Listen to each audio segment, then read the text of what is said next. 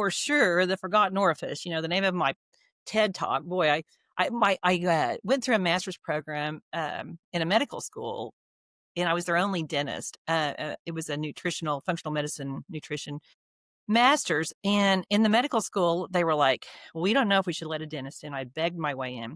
And then I wrote my thesis and called it the forgotten orifice because they never talked about it either. In a functional medicine, they're like, oh, we should not have let you in. Are you kidding, Debbie? The forgotten orifice. But then they gave me like 100% on this thesis. And then that's sort of how the TED Talk, I guess, happened. When I got the call about the TED Talk, I thought it was a joke and just said, yeah, right, I'll call you back. And my husband said, you might want to call them back, Debbie. Welcome to My MD Unscripted, where healthcare gets personal and the script gets tossed. I'm Dr. Clint Carter, ER doctor turned direct primary care freedom fighter, on a mission to challenge how our healthcare system treats patients in America. In every episode, my expert guests and I dive into real conversations about what's broken and how we can fix it by making healthcare about people, not just managing disease. It's time to rethink what healthcare should be and how we can make it better together. Welcome to the podcast.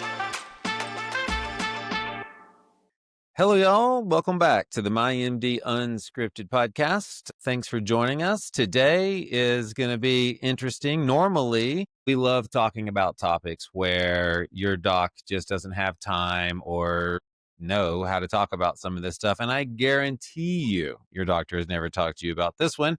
I haven't talked to my patients about it either until now, and I think that's all going to change. We're very pleased and honored to be joined by Dr. Debbie Ozment. She's a dentist by trade. She is based out of Oklahoma and has the audacity to imply that your dental health is more about just when your teeth hurt. So my question to her, I guess the big question for all of us is, what does the health of your mouth have to do with anything about the health of your body? And so, Dr. Debbie, thank you so much for joining us, and tell us a little bit more about yourself and how we got here.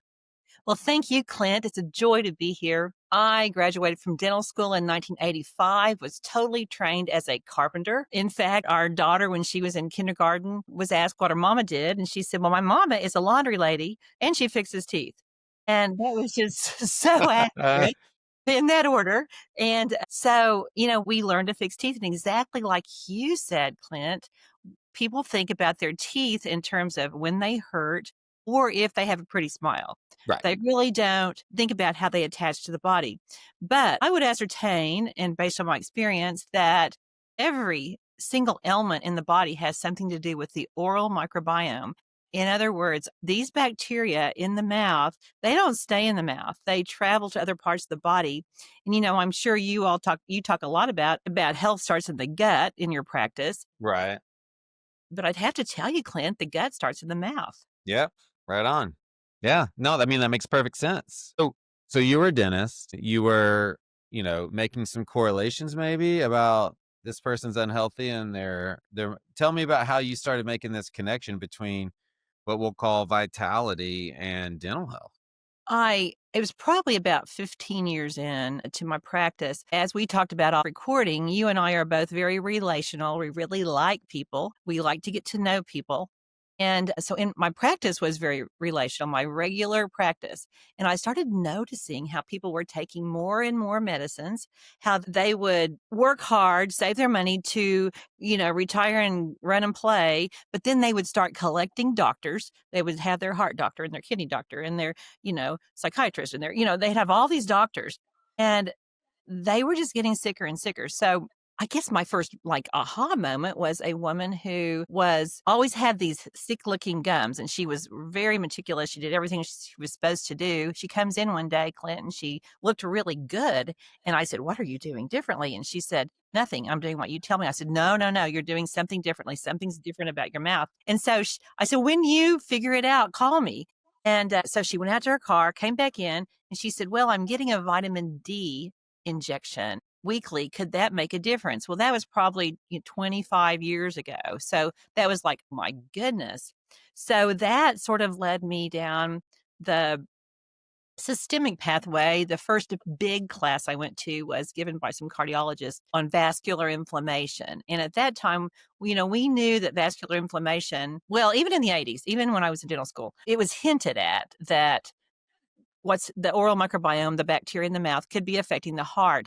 I got yanked into the consult room by the hair in about 1983 when I told a patient, if you'll keep your mouth cleaner, I think it'll help your blood pressure. And they were like, you can't say that. And don't ever say that. And I just remember thinking, but it does. It makes sense. Inflammation. It's Right. inflammation. And so at this cardiology class, Clint, they were enrolling these saliva tests, salivary diagnostics. And that literally changed my whole paradigm, salivary diagnostics, because then I started going on all these research rabbit holes and finding, oh, this bacteria, you know, the DNA of this bacteria can be found in the brain. The DNA of this bacteria can be found in the gut and the joints, and you just name it. And now, our children can never move home because everything's full of research. And now really, it's so much fun. My practice now is limited to physician referral. So I don't fix teeth anymore. I just do oral microbiome, gut microbiome assessment and periodontal treatment as necessary to get that oral microbiome healthy, and the gut gets healthier. They start thinking better, they start sleeping better, they start pooping better, they start, your listeners would be very surprised to know that I have gotten 7 women pregnant, and I'm very proud of that because and it's based on, getting their oral microbiome healthy, because one specific bacteria in the mouth has a lot to do with adverse pregnancy outcomes.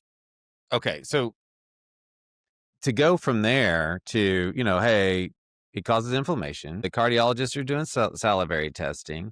There's only one cardiologist in the greater Oklahoma City area who's doing salivary testing. This course was given by cardiologists, Right, right, but right. most conventional cardiologists, as you well know, are not there yet because insurance doesn't pay for it. And No, yeah. I mean, the whole whole world's based whole on what insurance reason. pays for, Yes. unfortunately, which is, why I exist and why you're doing different, why you're practicing differently now. So what diseases, I mean, you went as far as to say basically all of them. What systemic diseases are you, focusing on when you're focusing with these clients or in your research? Like, where do you get the most impact? We get the most impact with gut health. So, but then that affects everything else with the gut-brain axis Yeah. and and you name it. Interestingly, recently had big impact with a guy with ankylosing spondylitis, which, that's a genetic disease, but a very inflammatory component, Clint. So Yeah, yeah. he is Well, it's autoimmune mediated and very inflammatory, so yeah. And so he had not only what we would call oral dysbiosis, so his more bad bacteria than good bacteria. Additionally, he had a root canal that looked good on a 2D X-ray, Hmm. but then via a 3D X-ray, when we start going through that, in all three planes, front to back, side to side, top to bottom, had a giant lesion. Those bad root canals harbor some very dangerous bacteria. They harbor a spirochete called Treponema denicola, and they're just super inflammatory. They go straight for the blood-brain barrier and cause a lot of problems. So we can see some very major things immediately by checking these root canals. But a case that you'll be interested in, this was in 2013. A physician in town, someone who practices very much like you, called me and said, Debbie, I'm afraid this person has cancer. I've tested everything, and her C-reactive protein is 18.1. Oh, So wow. that's in the days when they really would give you a specific number. Now, a lot of labs will just say over 10. Yeah. You don't know if it's 11 or 63. But she came in. She didn't look bad. I mean, she looked like what I would have called normal. I mean, the Yeah. average, normal is a bad term because it just means typical. And typical in our society today is It's very kinda bad. different than typical in our society 10 years ago or 5 years ago. So, she looked not that bad. And because bleeding gums are often considered to be normal because everybody has them. And so Mm. all we did, I did a saliva test, an oral DNA saliva test on her, determined which bacteria she had. She had, some, but she didn't have crazy amounts. Cleaned her up, did a deep cleaning, scaling and root planing. So I use a laser, did not use antibiotics on her, Clint. I use antibiotics on some people, but did not on her. Yeah. 60 days later, she got her next blood test. So when I saw her, her blood test was probably, a couple of months old. She didn't change anything else, and her C-reactive protein dropped to 2.9. Oh, wow. And this doctor calls me and she's like, bring Debbie to the phone. And so we were just like, I wrote woohoo all over the test and, all this stuff. And it's really funny because we made a board for the office to show the impact. This was a simple, non-surgical procedure that it didn't hurt. You know, there wasn't a lot of post-op problems, and it was dramatic results. Now, I know I'm sure your listeners know you would like to see the C-reactive protein lower than 2.9, but, once you get your immune system going, Yep. it keeps improving. Like, I really don't recommend a blood test within 60 days. I would say now, give it 4 months, 6 months, because Yeah. when you the immune system is sort of sequestered by these oral pathogens. So when you free it up by cleaning the mouth up, and then I teach people how to keep them clean, it just makes a huge difference, Clint. It's crazy simple. It's crazy simple. And that was a really fast turnaround. I mean, you treated the mouth, because to me it's like, okay, the mouth is the beginning of the gut. It's passing the bacteria into the gut, which is then, its access to the body. But you basically did a very thorough cleaning, and you treated those bacteria with the lasers and that thing, but you just treated the mouth. Right. And systemically, they went from 20-ish to Mhm. 2-ish Mhm. on this, high sensitive, inflammatory marker in just a couple months. That's crazy. And it saved her tons of testing, like the Oh, physician yeah. about to send her for an MRI and a PET scan and, all these diagnostic tools to figure out why in the heck is that so high? So it was Well, I crazy. And was wondering kind of where you were going with it too, because cancer is basically an inflammatory process, or at least it's inflammatory mediated, to the extent that, she had cancer in there, you still did her a solid by decreasing her inflammation in that, that. thank you. That is a great point. I really never looked at it. I've never looked at it. That's, what, 13 years ago almost, from the standpoint of, wow, if it had been cancer in that Yeah. situation. Tell you an interesting case that happened about 4 years ago. This gentleman came in who actually had had his colon resection already for colorectal cancer. And he had a pump, a 5-fluorouracil, chemotherapy pump Ugh. and his chemo wasn't working. He had metastasis to his lungs and it's like he just wasn't getting better. So we did a saliva test. I cleaned him up. And for him, I also do stool testing now, Clint. Yeah. Like in the last, 5 years, I do a GI map. So we can test, we can see so much more, especially if there's a bacteria in the mouth called Fusobacterium nucleatum. And it's an oral pathogen that travels to other parts of the body. Hmm. Well, this bacteria likes to go to the gut, has an affinity to translocate to the gut, and GI map tests for Fusobacterium. So Yeah. that's why I like that particular stool test for it. And so this man's Fusobacterium was high in his mouth and also high in his gut. And so I did use antibiotic on him. I used metronidazole, flagyl, Yeah.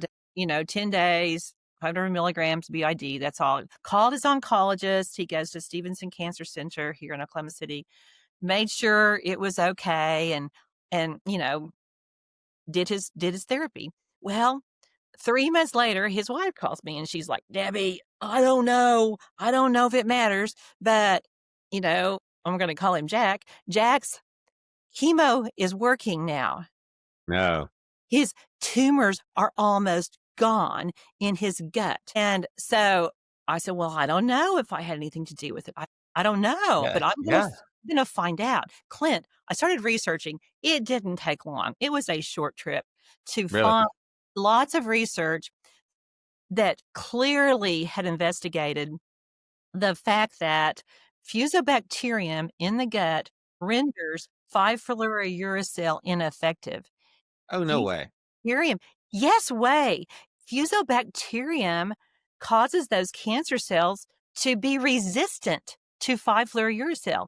But now we know it's also cisplatin. Now we know it's also oxyplatin. Now we know it's also with breast cancer. Clint, it's giant. Are they, I mean, is this so common that the oncologists are using it? I mean, Oh, Flagel's cheap and easy. it was an $8 prescription, right? I mean, something Yeah. ridiculous cheap. No, I sent a big pile of research, which I always do, Yeah. and it's like we're too busy, but it's in their journals. These are not dental journals. No, Right. none of this is really in the dental journals, but it's so fun. Now it's so easy to search, and it's in all the journals. It's in No way. all the papers are in all my rooms. My husband, bless his heart, I hope he stays patient with me because there's just when you find a good research article, I want the paper. I want to, I Yeah. want to run it off and be able to, and I give it to people. I give research Yeah. articles Right. it's based Right. their specific concern is because it seems so wild. Wow. Yeah. No, that's really crazy. Um, I don't know. So now in my practice, we're trying to stay on the cutting edge with AI and all those other things too. And it's like, this is the information age, baby. Like, Oh, we need all those papers downloaded into a GPT specific for, say, each major category, and then have them be able to make a handout for all these patients and a super fast, easily digestible thing for the specialist or whatever. It's like, yes. this is something that, gosh, we all need. Yeah. What about you said the blood-brain barrier a couple times, and dementia is being, you know, it's everyone wants to know what's causing dementia.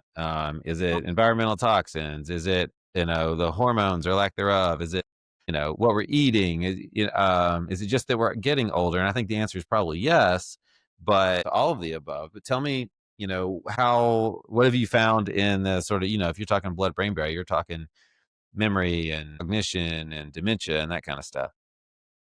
Yes, and you're precisely correct with yes on all of those. I think it's Yeah. much more than one thing.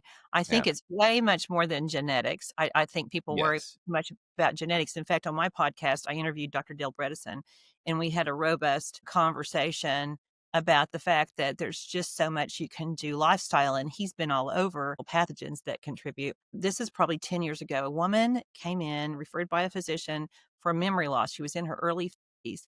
And her husband had to bring her, Clint. She couldn't drive, and I was at a major, easy to find intersection not far Yeah. from home, and he kind of, filled in her gaps, did a saliva test. She had high levels of Porphyromonas gingivalis, PG. You hear that called PG. It is a bacteria that has an affinity for the brain, and it's been well studied. It's the first one well studied in terms of memory loss. It's a toughie to get rid of. Now we know that Fusobacterium is a bridge builder and makes Porphyromonas gingivalis worse. So Uh-huh. now we know we're just learning so much Yeah.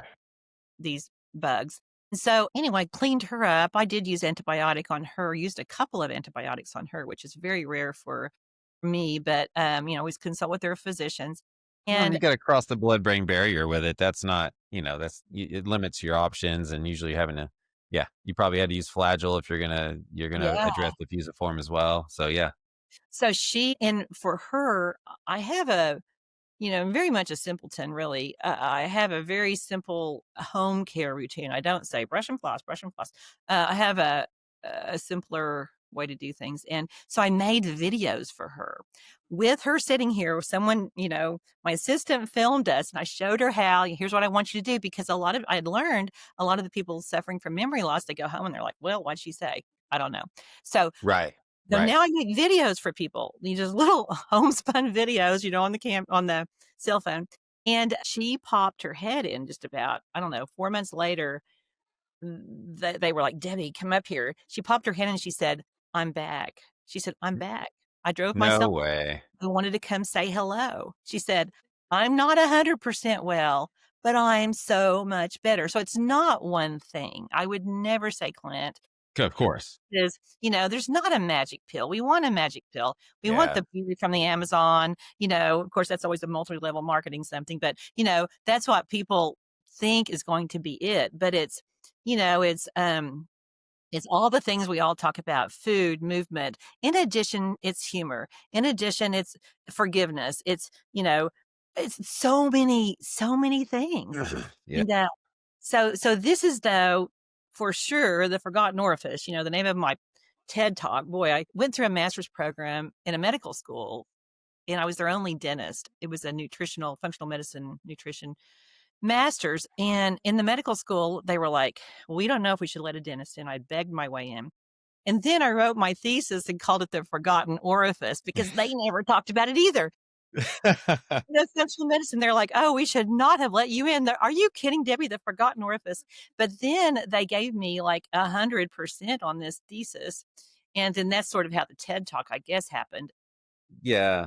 When I got the call about the TED Talk, I thought it was a joke and just said, "Yeah, right, I'll call you back." And my husband said, "You might want to call them back, Debbie." That's pretty awesome. I mean, that's great. I mean, I love that you went to a sort of a functional, nutritional, outside the box health, I will tell you that until now, whatever time it is when this thing airs, I'm not a dental health equals vitality guy myself. Where would I have heard this before? "Clint, you had me on. You are brave. You had me on." I mean, look, you're brave. So it's just I really appreciate it. I thank you for listening because it's super important, it's super simple. Kind of where that was the genesis of our podcast. I mean, my podcast is not a dental podcast, but like you, I feel like this has to be grassroots.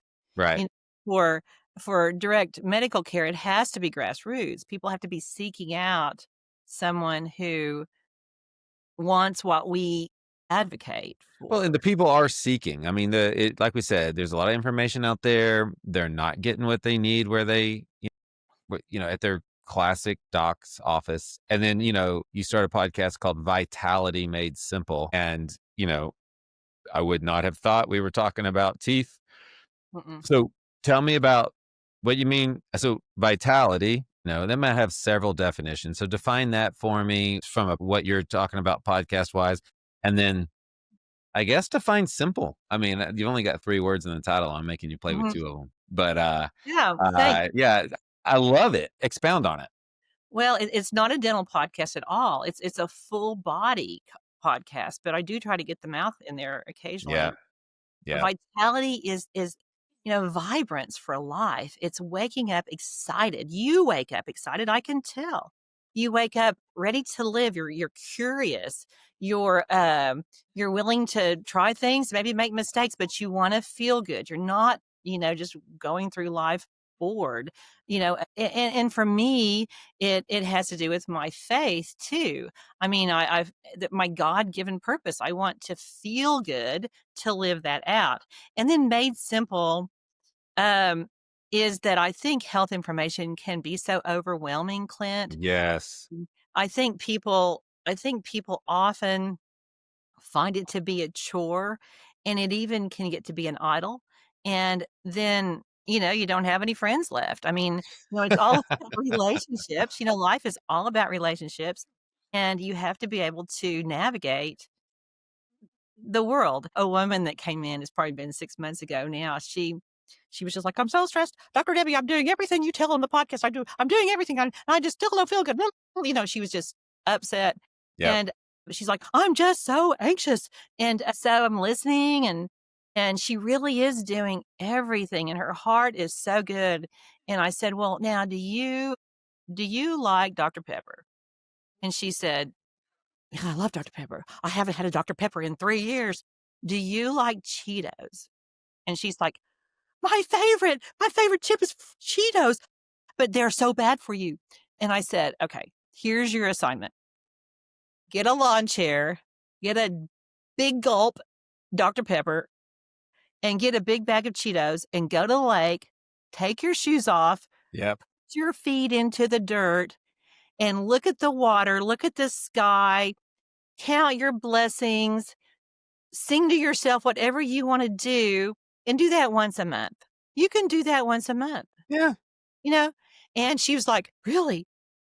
Clint, we're making this too difficult." I we mean, people are. just feel good. Yeah. But somehow, I think in so many situations, the stress the stress of doing everything right Yes. is overriding everything right. Well, and if you have any social media, then everyone else is telling you for sure what you're doing wrong and how they're doing it so right and how their life is so perfect. And you're like, okay, I need a perfect life like them. I have to do it their way, right? I mean, Well, and then of course your doctor, they're gonna try to prove to you how smart they are in their 8-minute visit. And I do love that a lot of the guys in town, I mean, and gals, the doctors and providers in my town, there's some really great providers doing a really great job 8 minutes at a time. I mean, it's really impressive.